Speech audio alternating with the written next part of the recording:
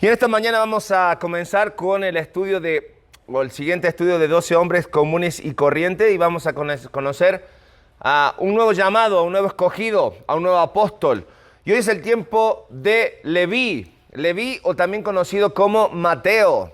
Mateo, este hombre que para muchos no era muy bien visto, no necesariamente porque no era un pescador, sino que era un pecador y de los grandes, conforme al pueblo judío, porque él se dedicaba a algo que no era muy agradable en aquel tiempo. Se conocía como el publicano.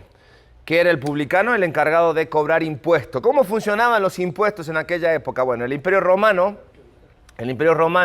se extendía y de alguna forma debían mantener todo su sistema. Sobre todo el Imperio Romano era muy conocido por su ejército, un ejército muy poderoso, muy fuerte, pero demandaba mucho dinero para sostenerlo. Entonces, cada lugar que llegaban y conquistaban, para mantenerlo en paz, ponían un gobernante que normalmente era del pueblo que conquistaban o la aldea que sumaban a su imperio, y le mandaban escuadrones de soldados, pero le decía, pero no te sale gratis, eso tiene un costo. Entonces, el emperador en turno del imperio llegaba con el nuevo que ponían en aquel lugar y le decían, te va a costar al año tanto.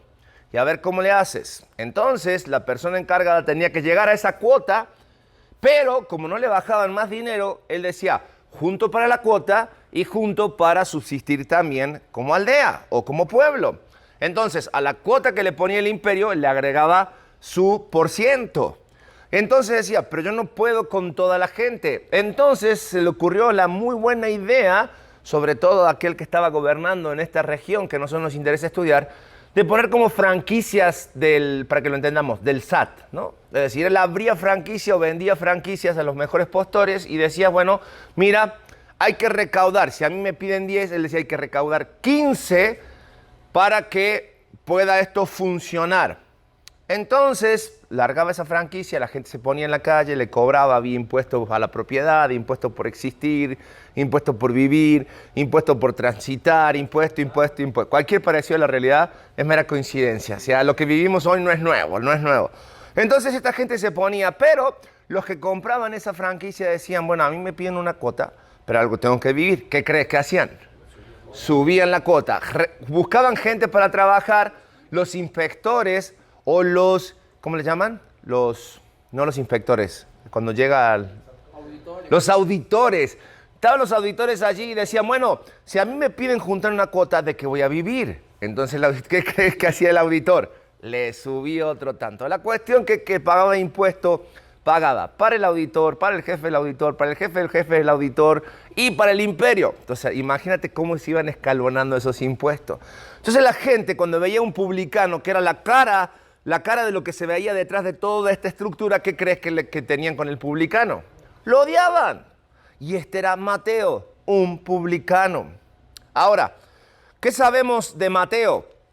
Mateo, este publicano, más allá de todo lo que puede suceder de él, su vida va a cambiar. ¿Por qué? Porque tiene un encuentro con Jesús. Jesús va y busca a este hombre llamado Mateo o Leví, y dice la palabra de Dios que se enfrenta con él. Y Jesús venía de hacer ciertos milagros, entre ellos de sacar multitud de demonios de una persona. Había estado en un tiempo muy especial con sus discípulos. Dice que pasando frente le llamó la atención, o intencionalmente, mejor dicho, pasó frente a Mateo. Llamó la atención de Mateo, dice la palabra de Dios en Mateo capítulo 9, versículo 9. Al continuar su camino, Jesús vio un hombre llamado Mateo, que estaba sentado donde se cobraban los impuestos. No estaba pagando, él cobraba. Y le dijo, ¿qué creen? Sígueme. Y Mateo se levantó y lo siguió. Ahora, ¿qué es lo que sabemos de este Mateo? Decíamos que también era conocido como Leví, hijo de Alfeo. Guarden este apellido, Alfeo, porque seguramente lo vamos a encontrar otra vez. Mateo también era conocido como Leví. Era de la región de Galilea, de Capernaum. Capernaum era una zona costera. Qué mejor lugar que donde se hacen los negocios cobrar impuestos, ¿no? Y como la mayoría allí eran pescadores, ¿sí se acuerdan? Porque todos los que hasta acá habían sido llamados eran pescadores. Vamos a tener el primero en la lista que no es pescador, sino que es cobrador de impuestos. Y esto, obviamente, como cobrador de impuestos, llamó la atención de propios y extraños, incluso entre ellos, me imagino, a los discípulos, diciendo, oye, ¿por qué traes a este al grupo? ¿Qué pasa, Jesús? Si ya somos los que estamos, ahora le sumas, pero un cobrador de impuestos, esto no va a funcionar. ¿Por qué? Porque para los judíos, ser un cobrador de impuestos era ser una persona despreciable, porque lo trataban como un traidor. Pero había algo peculiar en Mateo, y esto es lo que nos llama un poquito la atención y es lo que vamos a ver un poquito más adelante, era que muy dentro de él, Mateo tenía conocimiento del Antiguo Testamento. Una de las cosas que pasaba con los publicanos era que la misma gente, al despreciarlo o tratarlos de traidor porque trabajaban para el imperio, lo más curioso de todo esto es que no tenían acceso, por ejemplo, a las sinagogas. Ellos no podían ir a esos lugares. Era muy difícil que otras personas hicieran amistades con Mateo, a no ser que, ¿qué crees? Que fueran otros rechazados por el pueblo, otros cobradores de impuestos, otras personas de dudosa reputación, que simplemente por no estar solos se juntaban.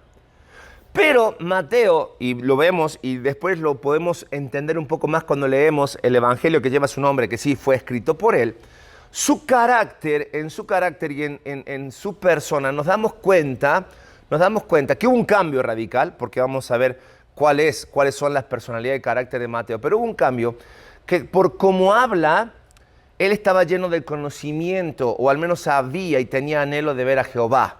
¿Por qué? Porque decimos, dentro del carácter de este hombre, era una persona materialista. Si no, no explicas cómo quieres trabajar cobrando impuestos, exponiendo tu vida, que la gente te marque, te señale, si no hay en ti avaricia.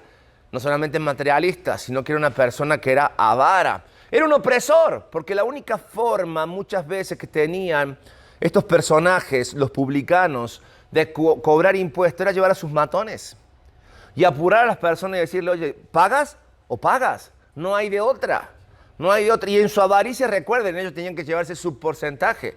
Entonces eran personas que, a pesar de pasarla mal, señalados por el pueblo, no la pasaban tan mal, porque tenían lo suyo, o al menos económicamente no les estaba yendo tan mal.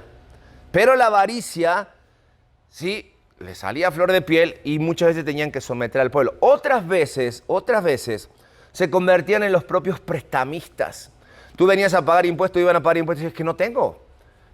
Y no te preocupes, ¿cuánto debes? 10, te presto los 10, pero en una semana me devuelves 15. ¿Escuchaste alguna vez eso? La usura, lo que convierte a la persona en una persona, o Mateo, una persona abusiva. No era una persona digna de confianza. Este era Mateo. Qué personaje, ¿verdad? ¿Quién quisiera tener un amigo así? Dije, bueno, si trabaja en el SAT y me puede ayudar con sus palancas, qué bueno. Pero si no, ni siquiera. No está mal trabajar en el SAT, ¿eh? Ojo, no está mal. No está mal la persona. Muchas veces lo que corrompe es el sistema. Y esto había ocurrido en la vida de Mateo. El sistema lo había corrompido. Pero Mateo tiene un encuentro con Jesús. Y cosas van a pasar en la vida de Mateo.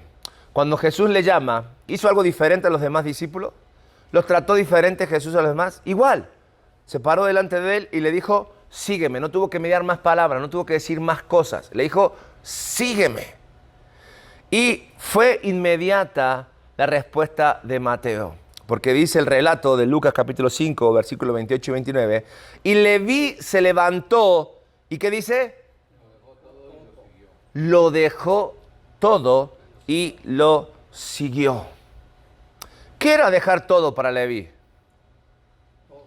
Pero ¿qué era dejar todo para lo económico? En este caso era, dijimos, más allá del rechazo de las personas, ¿sí? Su vida era envidiada por otros. Y hoy en día podría ser envidiada por muchos. Porque seguramente no le faltaba. Tenía recursos. Tenía un buen pasar. ¿No? Un buen pasar, sí. Y entonces, algo pasó. Sí, pasó Jesús por su vida. Y lo transformó todo. Pero lo que más me llama la atención es que su accionar fue mejor aún. ¿Por qué? Porque después de esto, dice el relato, luego Leví, inmediatamente llegó Jesús y lo llamó. Dice que ofreció a Jesús, ¿qué cosa? Una gran comida. ¿Dónde? En su casa. Y había allí un grupo numeroso de ¿qué? Recaudadores de impuestos y otras personas que estaban comiendo de ellos. Trajo la mera casta. Ahí los puso, puro bandido de guante blanco. Fíjate, en aquel entonces, te voy a decir algo, en aquel entonces los publicanos por la sociedad eran puestos en tan baja estima, sí, y esto lo digo con todo respeto, eran puestos con tan baja estima que aún una prostituta tenía más derechos que un publicano.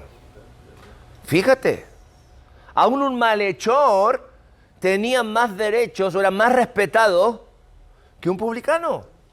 Se sentía solo. Lo único que él tenía como conocidos eran los mismos que estaban con él o situaciones, dijimos, personas que estaban en situaciones igual que donde era rechazado. Ese era Mateo. Pero me encanta su actitud, porque algo hizo clic en la vida de Mateo. Cuando él se encontró con Jesús, lo primero que él encontró en su vida fue que creyó ¿en quién? En el Dios verdadero. Y su fe creció lo suficiente para darse cuenta que con quien estaba era con el Mesías, con Jesús, el prometido, el anhelado. Pasó algo interesante en la vida de Mateo. Reconoció sus pecados. La avaricia, la traición, todas aquellas cosas, él dijo, lo dejo todo. Lo dejo todo. Y a partir de ahí, Mateo se transformó en un hombre humilde, en un hombre honesto. ¿Por qué digo esto? Porque cuando camina con Jesús, él no fue del grupo de los 4, el que iba al frente, o el que incluso decía, no te preocupes, yo arreglo este problema. ¿Se acuerdan de la situación de Jesús cuando le dijeron hay que pagar impuestos? Jesús toma una moneda, dice, ¿de quién ven la cara aquí? Pues del César.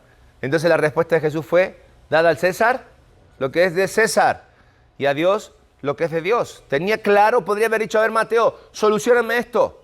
Para eso te traje, para eso te sumé al grupo, para que con tus charolas, con tus palancas, nos libres de esto. Pero no, había algo más importante que Jesús le quería enseñar a todos al reclutar o al llevar a Mateo. Una persona muy rechazada, una persona que podríamos decir desagradable para la sociedad, ahora era parte de esta nueva misión.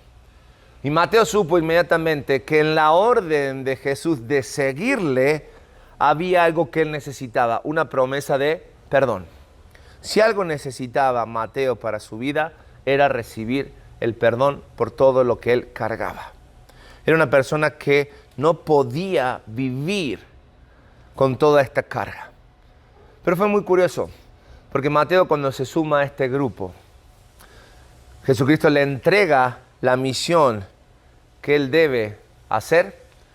Cuando Mateo es parte de este grupo y ya Jesús se va y los deja encargados de todo esto, increíblemente el ministerio principal de Mateo fue predicarle al pueblo judío, tanto en Israel como aquellos que estaban en el extranjero. Qué loco, ¿no? El pueblo que lo rechazaba, el pueblo que lo tildaba de traidor, el pueblo que no lo podía ver, ahora era su nueva misión. Pero él había entendido algo. Mateo fue llamado a dejar su carrera lucrativa, su vida lucrativa, para darlo todo por Cristo. ¿Cómo logró esto? ¿Cómo lo logró esto? Es lo que vamos a responder en las siguientes preguntas. Y es lo que vamos a responder Lucas capítulo 5, versículos 27 al 32. Tres legados que Mateo nos va a dejar. Desde la experiencia de su encuentro con Jesús hasta la respuesta de Jesús en medio de aquella cena. Situaciones importantes para nuestras vidas. Vamos a ver entonces a continuación estos tres siguientes puntos. Decíamos, tres legados que Mateo nos va a dejar, o vamos a aprender de Mateo conforme a su conducta desde el llamado y su interacción con Jesús y hacia las demás personas. Leíamos en Lucas capítulo 5, versículos 27 al 32, que después de que Jesús llama a Mateo, Mateo invita o hace una cena para todos, los discípulos, a Jesús, e invita a aquellos que eran sus amigos, los cobradores, aquellas personas de dudosa reputación, y tienen una cena y ocurren cosas en aquel lugar que nos llaman la atención, ¿sí? Y desde su llamado nos llaman la atención que podemos aplicar a nuestras vidas. ¿Qué implicaba o qué significaba en la vida de Mateo dejarlo todo, dijimos? ¿Qué implicaba el dejar su negocio próspero? Porque eso era lo de dejarlo todo para Mateo. ¿Qué implicó en su vida, en su corazón? Tener una transformación. ¿Ok? Pero creo que ¿qué fue lo que movió a Mateo a dejarlo todo? El conocimiento de la palabra. El conocimiento previo a la palabra que tenía, ¿ok? Pero hasta ahí no había hecho demasiado eco en su vida. El conocimiento estaba, incluso podemos llegar a pensar, muchas personas tienen conocimiento, pero no necesariamente se apartan de aquellas cosas que no le convienen en su vida. El deseo de tener. El deseo... Siempre supo que Jesús era el Mesías. Entonces, era instantáneo. Podemos decir, él tenía una leve sospecha, escuchaba acerca de este Galileo que estaba haciendo milagros, ¿no? Imagino que tenía un interés de conocerlo, era una persona pública, estaba hablando con otra gente, le habrían hablado de Jesús, dijo, a ver cuándo me toca conocerlo, ¿no? Pero más allá de eso... Pero también él reconocía que lo que estaba haciendo iba en contra de Dios. Bien, él reconocía que lo que estaba haciendo no agradaba a Dios, entonces él tenía una necesidad de algo en particular, la necesidad de ser perdonado. Si algo llevó a Mateo cuando vio a Jesús y escuchó de él esas palabras claras que le dijo, sígueme, dijimos anteriormente, en esa orden había una promesa que estaba implícita en las palabras de Jesús. Él estaba diciendo, Mateo, sígueme, no vas a tener necesidad de falta de perdón en tu vida. Sé lo que eres, sé que eres una persona avara, sé que eres una persona abusadora, sé que eres una persona que te gusta lo material. Pero conmigo todo eso pasa a otro orden, porque lo que tú necesitas, y por eso estás llenando tu vida con todo eso, es perdón. Creo que definitivamente lo que movió a Mateo a dejarlo todo, es claro que identificó quién era el Mesías, pero su necesidad de perdón y el saber que se podía sacar ese peso de encima lo movió. Ahora te pregunto, si Jesús hoy te dijera, bien, deja todo para seguirme, todo lo que conlleva contigo una seguridad económica, todo lo que conlleva contigo eso que tú puedes presumir hoy, que has logrado a través de tu peregrinar en este mundo, con el esfuerzo, con el sudor de tu frente, en obediencia a Dios, trabajando, incluso haciendo las cosas correctamente. Y Jesús te dice, deja todo. ¿Estás dispuesto a seguirlo? Es una pregunta que yo sé que a veces como varones, como hombres, nos cala. Nos cala y nos lleva realmente a considerar, ¿sí?, cuán importante es Dios en nuestras vidas. Ojo, muchas veces el dejarlo todo significa también, no voy a abandonarme e irme a la India a ver cómo le hago, ¿no?, por la obra misionera. Para algunos sí, para algunos es dejar su tierra, su parentela. Pero a veces el dejarlo todo también implica orden. Orden en tus prioridades. ¿Por qué? Porque si el trabajo es una excusa para no hacer lo que tienes que hacer como hijos de Dios, ¿sabes qué? Hay que mejorar, hay que ajustar. Y si hay que cambiar, se cambia. No hay mayor bendición que la obediencia. Y lo que Dios espera de nosotros es que nosotros honremos con lo que hagamos, pero que eso que hagamos no estorbe nuestras prioridades. Si aquello que te da una seguridad en tu vida te quita tiempo con Dios, tiempo con tu familia, tiempo con el ministerio, es tiempo de ponerlo bajo revisión y poner orden. Dios no es deudor de nadie, fíjate. Y Él tiene todas las cosas. Y Él ama la obediencia y bendice la obediencia. Por lo tanto, no tengas miedo. La palabra de Dios dice, no he visto al justo desamparado, ni su descendencia mendigar pan. El Hijo del Hombre no tenía donde reposar su cabeza. Sin embargo, si te fijas en los lirios del campo, las aves del cielo, no tienen necesidad de absolutamente nada. Y si Dios se encarga de ellos, ¿cuánto más de aquello que cuando Él creó dijo esto es bueno? Y estamos por encima de todo lo creado. Pasos de fe. pasos de fe en nuestras vidas, varones. A veces la culpa, la carga que llevamos en nuestra vida es la que no nos permite dar esos pasos de fe. Y quizás lo que estemos necesitando en esta hora es aferrarnos a ese perdón que Dios nos da para entender que Dios sí es un Dios justo, pero también es un Dios celoso y que Él no va a competir con nadie en nuestras vidas. ¿Sí me explico? Eso entendió Mateo. Él entendió que el experimentar el perdón de Dios le llevó a que ese fuera el centro de sus escritos, pero de su vida también. Él se sintió perdonado, se supo perdonado, y a partir de ahí su vida cambió absolutamente para siempre. Segunda pregunta. Una vez que Mateo experimenta el perdón, ¿con quién compartió el evangelio? ¿Con quién? Con su entorno, ¿no? Con sus amigos, con otros publicanos. Inmediatamente Jesús le dijo, sígueme. Dijo, está bien, vamos a comer. Fíjate, la Biblia menciona 3 veces a publicanos. Vemos a Mateo. Había otro publicano muy famoso, que tenía varo también, que tenía billete. Chaparrito él. Chaparrito, se subió a un árbol. Saqueo, ¿no? Saqueo. Aparentemente Saqueo era de esos publicanos que estaban en otro nivel.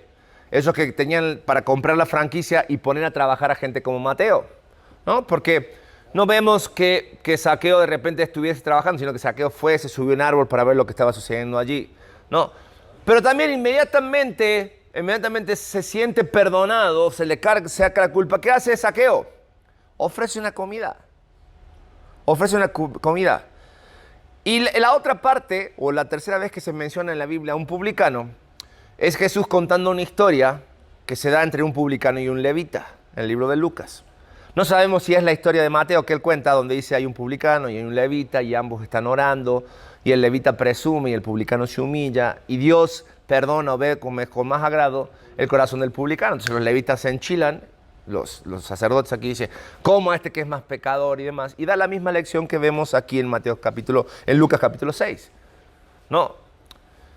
Pero pareciera, hombres, que a quien más se le perdona, más agradecido es. Pero ¿qué límite tiene el perdón? Porque cuando Cristo llega a nuestras vidas, quita el pecado, nos perdona el pecado y nos quita la condenación eterna, la carga de condenación de nuestras vidas. Pero una de las señales primeras que ocurre en nuestras vidas cuando nosotros llegamos a Cristo y nacemos de nuevo, es el primer amor que experimentamos con Cristo. Primer amor que nos lleva a decir, si yo fui perdonado, si a mí se me quitó la condenación eterna, lo primero que quieras hacer, ¿qué va a hacer? Compartir con los demás. Esto que tengo en mi vida, esto que empiezo a vivir, esto que estoy sintiendo dentro de mí, no me lo puedo callar. Tengo que compartírselo a los demás. Eso fue lo que hizo Mateo. Dijo Jesús, ven, sí, claro, yo invito, no te preocupes. Algo tengo ahorrado. Va a alcanzar para todos.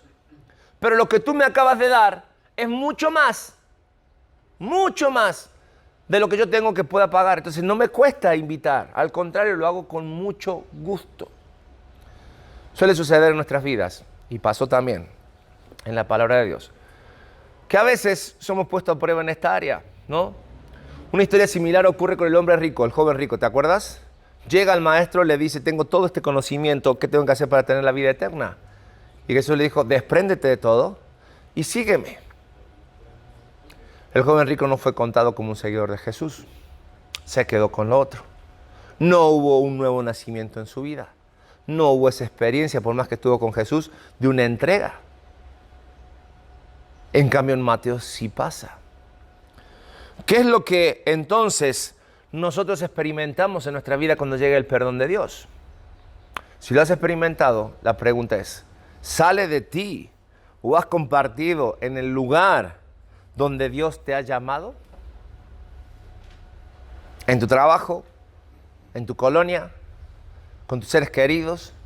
¿Con tus amigos? Sí, tus cuates, ¿no? Tus compadres. ¿Has compartido? Porque si no hay un fuego adentro que te empuja a hacerlo, es porque no entendiste el tamaño del perdón que llegó a tu vida o no has tenido un encuentro personal con Cristo. Porque es lo primero que ocurre. Recibo la gracia de balde la tengo que dar. La misericordia se aplica en mi vida, la quiero compartir. Eso es lo que hizo Mateo. No le pesó, lo estaba haciendo con gusto. Por lo tanto, de Mateo aprendemos que el primer campo misionero en la vida de Mateo y en la nuestra son nuestros amigos y nuestros compañeros de trabajo. Campo misionero. Algunos anhelan irse a otros lugares. No está mal. Pero la palabra de Dios dice, me seréis testigo en Jerusalén, en Judea, en Samaria y hasta la última tierra. Va progresivo. Si no somos fieles en aquellos lugares donde Dios nos pone, el anhelo de nuestro corazón no se va a cumplir. Quizás no se cumpla. Y por último, en aquella cena que Mateo ofrece, Jesús al escuchar, porque fíjense, los que criticaban, que eran los religiosos que se rajaban las vestiduras, aquellos que tenían el conocimiento pero que rechazaban a Jesús, aquellos que eran los responsables de llevar la luz al pueblo y no lo estaban haciendo, ¿sí? Estaban criticando, pero Jesús no desaprovechó la oportunidad para que, criticas, pero bien que vienes, ¿no? Aquí estás. Y si estás, ¿qué crees que hizo Jesús? También vas a escuchar. También vas a escuchar. Y Jesús le dijo, a ver, ¿quién necesita ser curado? ¿Los que están enfermos o los sanos? ¿Quién necesita ser restaurado? ¿Los justos o los pecadores? La respuesta es muy lógica. La respuesta es muy lógica. ¿Jesús a quién vino a salvar? A los pecadores. A los pecadores. Jesús murió por los pecadores. Jesús murió, sí, por los que iban a ser salvos. El evangelio se convierte para los que van a ser salvos. Sin embargo, como no sabemos nosotros quiénes van a ser salvos, nosotros debemos compartir el evangelio ¿a quién? A todos. A todos. Jesús hace acepción de persona al decir el justo y los pecadores, los sanos y los enfermos. No, porque ni tú ni yo sabemos quiénes son justos, quiénes están enfermos, quiénes están sanos. Sí sabemos que nuestra responsabilidad es compartir el evangelio a toda criatura. En tiempo y fuera de tiempo. Es que me voy a convertir en una persona desagradable para mis amigos. Ya no me van a querer escuchar. Ya no me van a invitar más con ellos. Me van a rechazar. Cristo vino a este mundo a hacer lo que tenía que hacer y a los suyos. Lo rechazaron. Tanto que lo rechazaron que Él murió en una cruz. No había muerte más vergonzosa. El Hijo de Dios, sí, el Hijo de Dios, fue rechazado por este mundo. No puedo esperar menos, ¿eh? Si mi anhelo es ser como Cristo, no puedo esperar menos. Que me traten mal, me van a tratar. Que sea desagradable, gloria a Dios. Porque al final, el tercer legado que aprendemos de Mateo es que Dios toma personas desagradables con un propósito. Las usa para su gloria. Las usa para su gloria. Hasta aquí hemos visto 7 discípulos. Agarramos su currículum y quizás ninguno de ellos los elegiríamos nosotros para hacer algo juntos. Porque, incluso el libro lo decía, o lo daba a entender, eran más corrientes que comunes. Sin embargo, no se olviden que cuando comenzamos este estudio dijimos de los vil y desagradables de este mundo, tomó Dios para avergonzar a los poderosos. Para demostrar que no importa quién seas o quién sea, lo importante es lo que Dios puede hacer a través de mi obediencia. De eso se trata. Una vez más, nos sentamos a Mateo con nosotros 6 en el banquito de acusados. Lo invitamos a nuestra mesa, lo invitamos a nuestras vidas para aprender y entender que su propósito también sigue siendo hoy nuestro propósito. Amén. Vamos a orar, varones, en esta mañana para concluir. Padre, gracias por la vida de estos hombres que tú escogiste, que tú llamaste. Gracias por el trabajo que hiciste en su vida, en sus corazones. Gracias, Señor, porque así como tú les transformaste, sabemos que lo puedes hacer nosotros y lo quieres hacer en nosotros. Que nosotros podamos generar en nuestro corazón, o que tú generes en nuestro corazón, Señor, el verdadero deseo de hacer lo que nos toca hacer. Que no reneguemos de esta oportunidad maravillosa que tú nos das. Que no reneguemos de ti, Señor. Que realmente al escuchar tu llamado estemos dispuestos a dejarlo todo. Que entendamos que en el lugar donde tú nos pones tenemos la oportunidad de compartir tu palabra y sobre todas las cosas, que entendamos que tú nos usas para tu gloria y para extender tu reino. Señor, utilízanos. Es el deseo de nuestro corazón y lo que pedimos. En el nombre de Jesucristo. Amén y amén.